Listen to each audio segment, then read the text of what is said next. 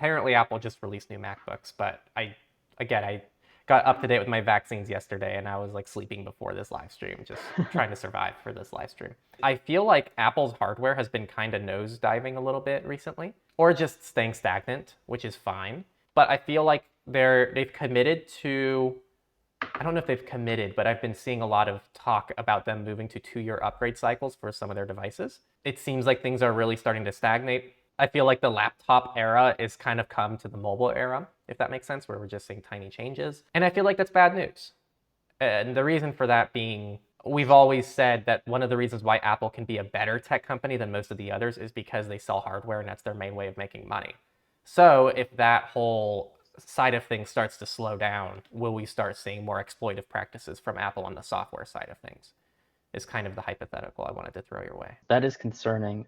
I kind of don't see Apple switching to a 2-year release cycle, just because it would require the entire industry to do that as well. Otherwise, Apple would be like left behind, I think, in terms of just like mind share, right? If Apple goes a whole year without announcing like a new Mac, for example, I don't know if people will still be as interested in that. Certainly, you don't have to upgrade every year anymore, and people will spend more time between upgrades. I'm still on my M1 Pro MacBook Pro, for example, and this is probably the longest I've ever used a single laptop, and I've no desire to upgrade even now because it's almost too good, which is definitely a big concern. MKBHD too, I think, still has the original M1, and he said in his podcast, I don't have any desire to upgrade. There's still things that Apple could improve about their products that I think will make for more enticing upgrades, even if it's not like Apple Silicon performance upgrades or that kind of thing.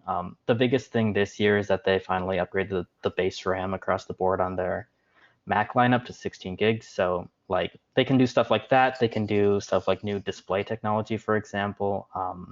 They're like the new OLED displays in the iPad. If they put that in a MacBook Pro, that would be a pretty enticing upgrade, I think. So I think Apple still has some ways to like continue innovating just outside of like performance and specs as far as their designs go. But yeah, I mean, I think all of the hardware stuff is kind of slowing down right now because a big part of that is like things being offloaded to the cloud too. And Apple seems to be jumping on that train with their private compute for Apple Intelligence, for example, which is kind of a shame. I mean, they say it's supposed to be secure and private, but like that's the kind of thing where it would be nice if Apple could have provided that functionality locally, if they could have invested more in their chips to make that happen or whatever, but that's not an option. And I think that that's probably the direction we'll see their hardware business go in, which is that more of their hardware will be offloaded to like data centers with their custom designed chips. And they'll probably charge a monthly subscription for stuff like that.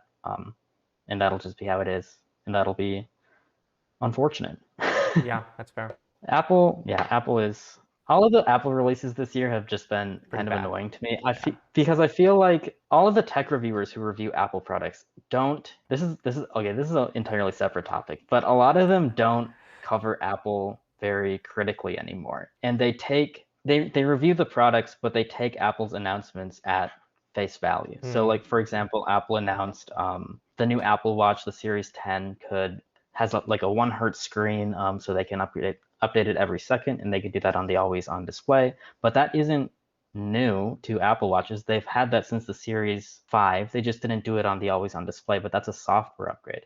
And you can tell because on the older watches, like if you're in a workout, for example, the always on display will update every second. So they could add a second hand to all of these existing watches. They probably didn't for some reason, like battery, for example, or I don't know. But like you see a lot of tech reviewers treat this as like entirely new display technology, and it's the first 1 hertz display out there because Apple positioned it like that during their marketing. They talked a lot about that and how they could do that for the first time, even though like that's been around. It's been around a while, yeah. And it's stuff like that where like Apple, I think, overhypes sometimes even features that like have already existed in their old products, and people treat it as a new thing every time, and it just gives a lot of marketing hype to Apple products, basically. Yeah, I think the most interesting change as of recent, and I know I've been joking about this, because you mentioned on Signal that they upgraded the Mac Mini to be 16 gigs of RAM, and then you said, now I feel less bad recommending this, or I'm less embarrassed to recommend this. But then I quoted Yeah. that, and I said, oh, well, did you know they moved the power button to the bottom of the Mac Mini now? It's still pretty embarrassing, because now if you have Yeah. a Mac Mini on your desk, you have to lift it up and hit the power button on the bottom, even though it's not something that you should ever have to like move. It's on your desk. It's not a laptop. it, I'm really confused about that decision because I didn't hear about that until you sent it. But I don't understand how they could think that's a good idea. yeah. But you know what? They also just re-released the Magic Mouse, and they kept the charge port on the bottom.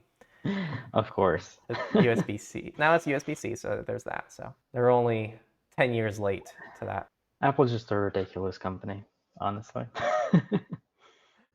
You just watched a clip from the Techlore Clips channel, which is taken from our main channel, Techlore, where we talk about digital rights, privacy, security, and so much more about tech to give you a better relationship with the technology you use.